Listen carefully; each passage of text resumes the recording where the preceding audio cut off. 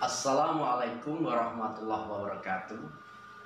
Sahabat-sahabati yang berbahagia, Alhamdulillah, pokok bahasan kita kali ini adalah struktur modal.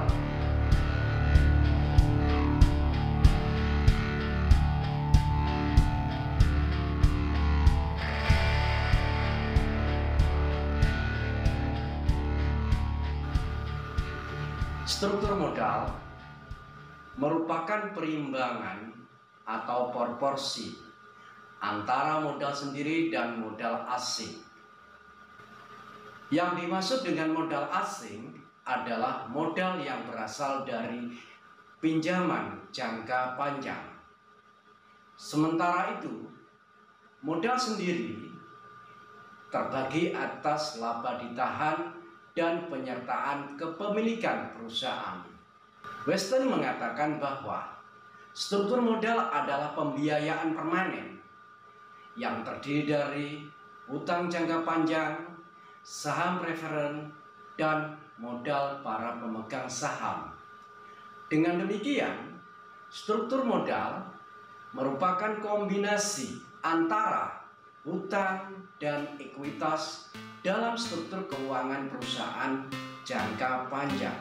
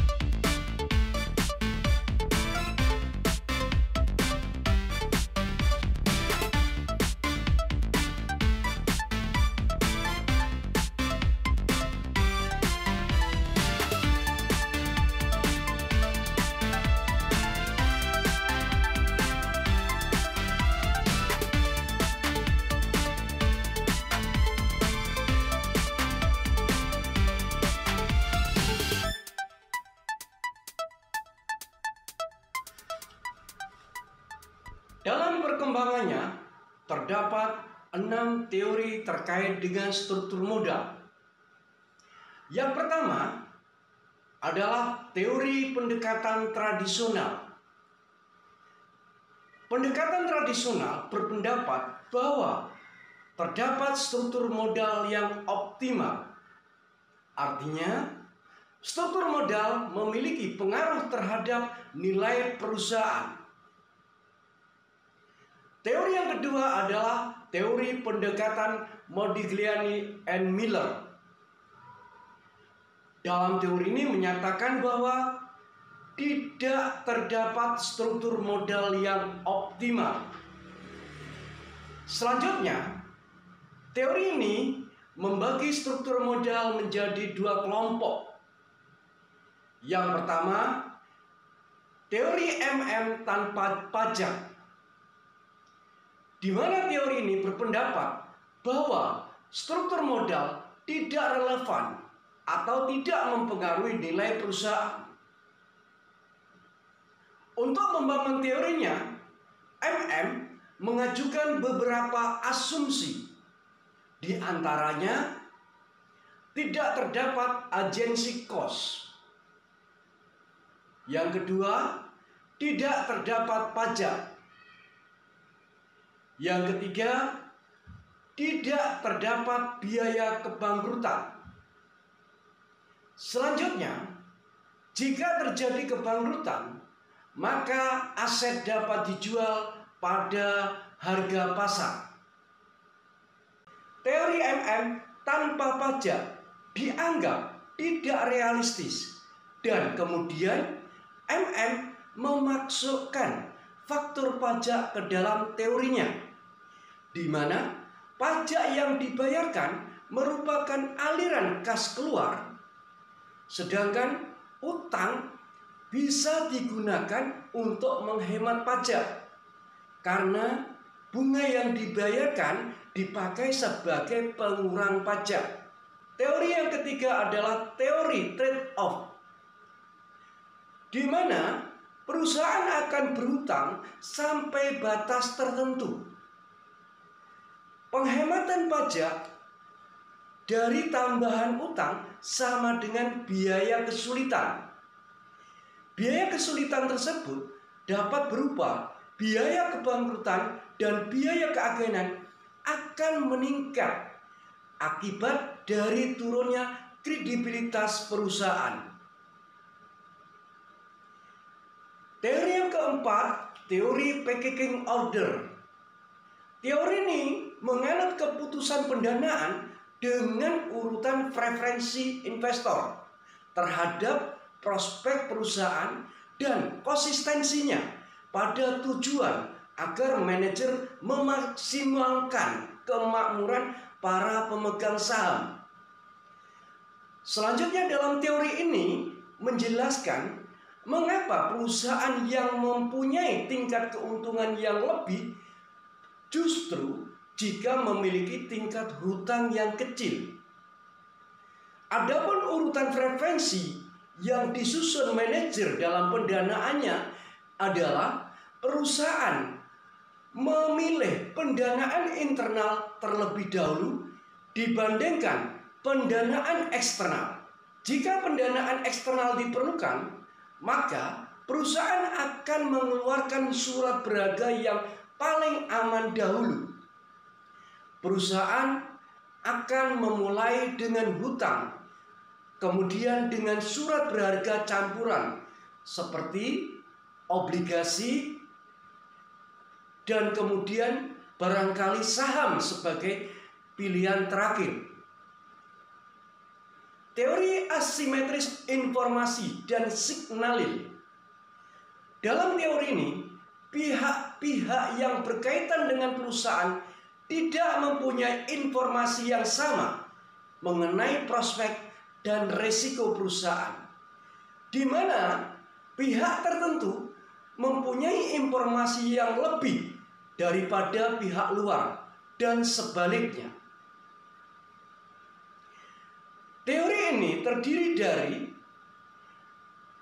yang pertama, Mailer and Majlub, di mana teori ini mengatakan bahwa terdapat asimetri informasi antara manajer dengan pihak luar, di mana manajer memiliki informasi yang lebih lengkap terkait kondisi perusahaan dibandingkan pihak luar.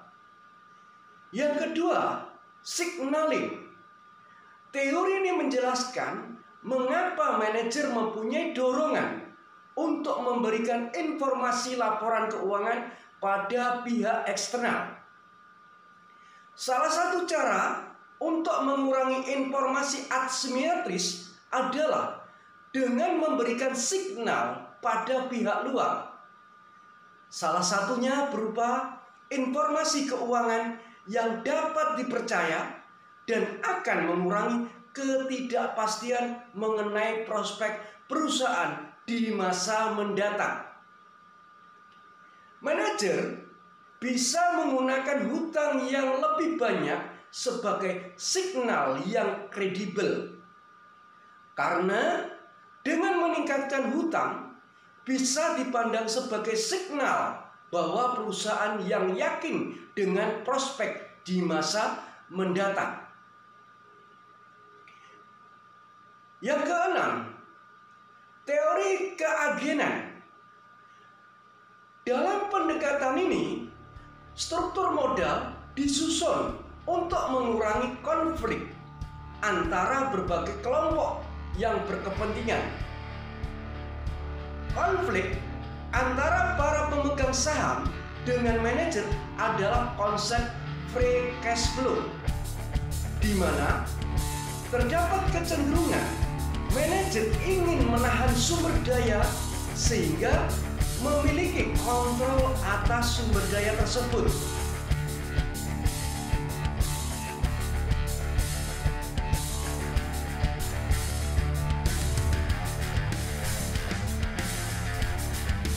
Adapun faktor-faktor yang mempengaruhi struktur modal di antaranya. Yang pertama adalah struktur aset.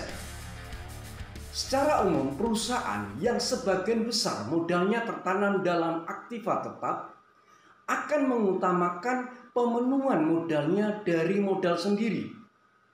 Sedangkan hutang hanya bersifat sebagai pelengkap. Dan sebaliknya, perusahaan yang semakin besar aktivanya terdiri dari aktiva lancar akan cenderung mengutamakan pemenuhan kebutuhan dana dari hutang. Yang kedua, ukuran perusahaan. Teori trade-off menjelaskan bahwa apabila manfaat yang diperoleh perusahaan dalam menggunakan hutang lebih besar daripada pengorbanannya, maka sebaiknya perusahaan melakukan pendanaan secara eksternal. Semakin besar ukuran perusahaan, kecenderungan untuk memakai pendanaan yang bersumber dari hutang juga semakin besar pula.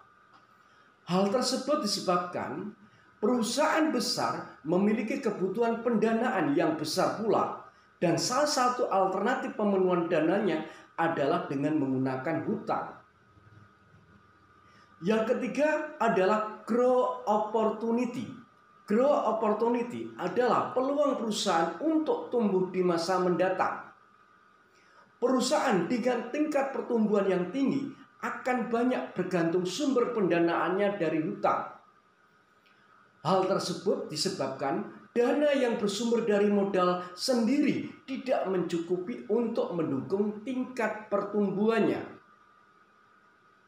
Yang keempat adalah resiko bisnis.